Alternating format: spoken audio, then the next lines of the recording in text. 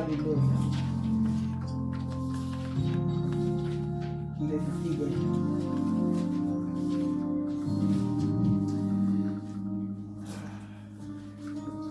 Mais nous allons pour mieux comprendre aussi commencer à partir du verset 16. Amen. La Bible nous dit car Dieu a tant aimé le monde qu'il a donné son Fils unique afin que quiconque croit en lui ne périsse point mais qu'il ait la vie éternelle. Amen. Dieu en effet n'a pas envoyé son Fils dans le monde pour qu'il juge le monde, mais pour que le monde soit sauvé par lui. Car Dieu a tant aimé le monde qu'il a donné. Dieu a fait un don au monde. Il a fait un don. Et ce don, c'est sa personne. Ce don, c'est son humilité, c'est son amour qui a été manifesté. Alléluia, à Golgotha. Ce don, c'est sa personne qu'il s'est offert pour que nous soyons appelés aujourd'hui enfants de Dieu.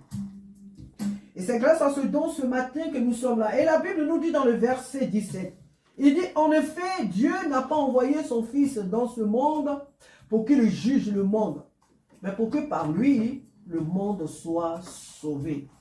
Entre nous, les hommes, nous nous jugeons. Quand tu regardes les réseaux sociaux, c'est rempli des frères qui jugent certains hommes de Dieu, qui jugent, qui condamnent, qui blâment.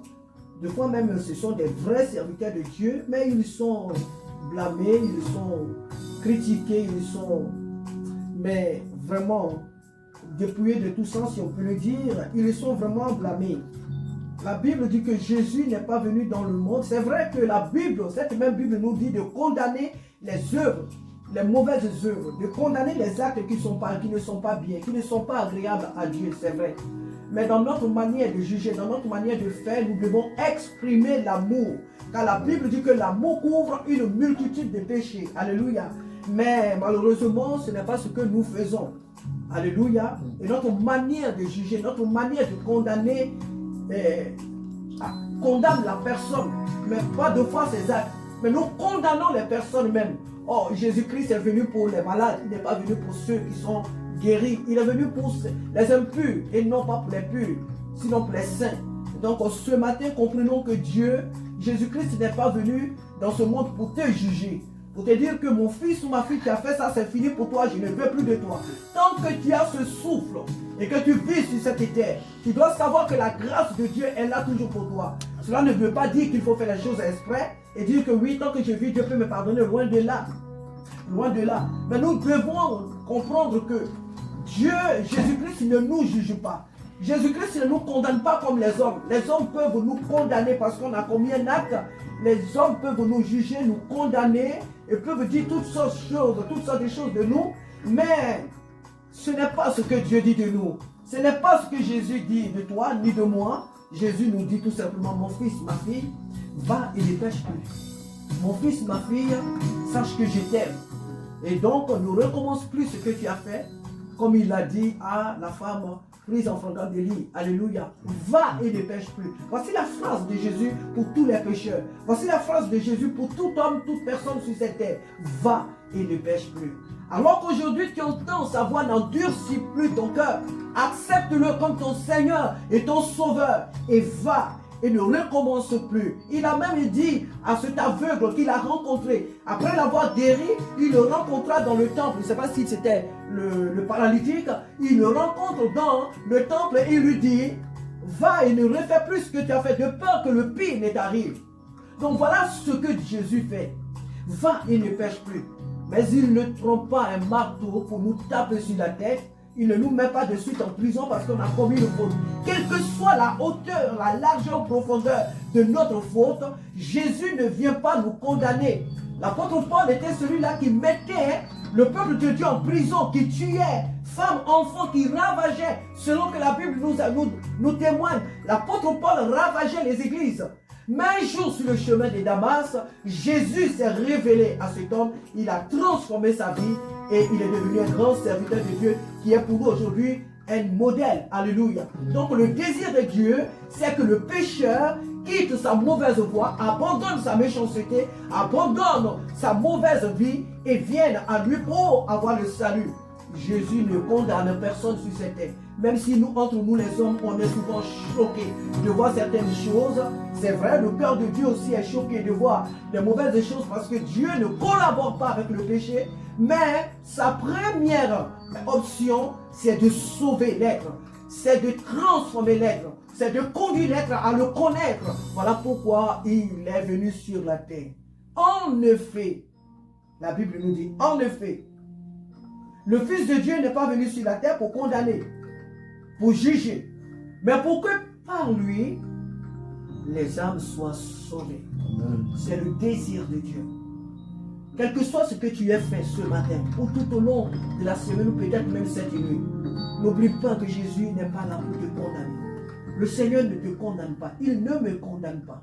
Quelle que soit la hauteur, la profondeur, la largeur de nos actes, de notre mauvais acte, le Seigneur ne nous condamne pas ce matin.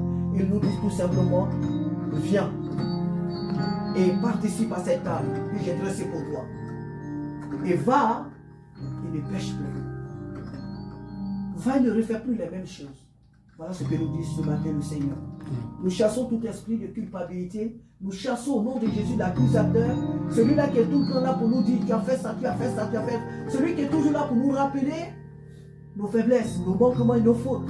C'est l'ennemi qui le fait. Nous le chassons ce matin loin de nous au nom de Jésus. Et nous acceptons la grâce, le pardon que le Seigneur nous accorde ce matin. Car tous sont péchés, sont privés de la gloire de Dieu. Un seul sauveur, c'est Jésus-Christ. Donc nul parmi nous ici ce matin n'est pur. Nous sommes tous privés de la gloire de Dieu. Mais la grâce, elle nous rapproche ce matin de cette table. La grâce nous unit ce matin auprès de cette table sainte. Pour que nous soyons appelés fils et filles de Dieu. Que son nom soit béni. Amen. Amen. Alléluia. Oh, alléluia. Sois glorifié, Saint-Esprit. Sois glorifié, Dieu vivant. Sois glorifié, Dieu souverain. Sois glorifié, Dieu réel. Sois glorifié, toi l'alpha et l'oméga. Toi le commencement et la fin. Nous célébrons ton nom ce matin. Nous magnifions ton nom ce matin. Parce que tu es fidèle. Oh, alléluia. Merci Jésus-Christ. Parce que nul ne nous a aimés comme toi. En effet, le Fils de Dieu vivant n'est venu dans ce monde pour juger, ni encore pour condamner, non. Mais il est venu pour sauver. Pour sauver les âmes qui sont perdues. Pour sauver les âmes que Satan tient encore captives. Pour sauver des vies prises en otage par les puissances des ténèbres. Jésus est venu pour libérer les captifs. Il est venu pour libérer les captifs. Il n'est pas venu pour nous condamner. Soyons dans cette liberté. Soyons dans cette liberté. Marchons dans cette mentalité de liberté. Marchons dans cette mentalité de victoire. Alléluia. Et ne faisons pas partie de ceux-là qui se culpabilisent chaque jour. Alléluia.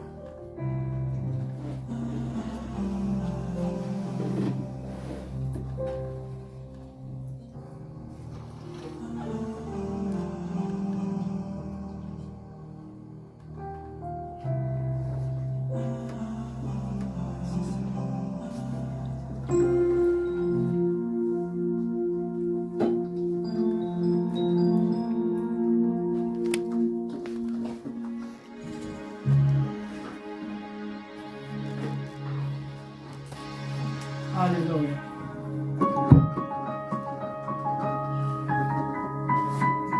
Merci à ma Père ce matin. Parce que tu es fidèle. Oh, alléluia. Car nul n'est comparable à toi, Seigneur.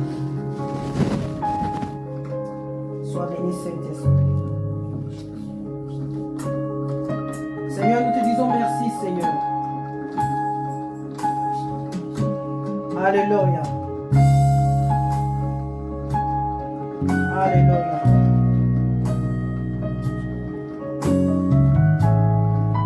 Alléluia. Alléluia.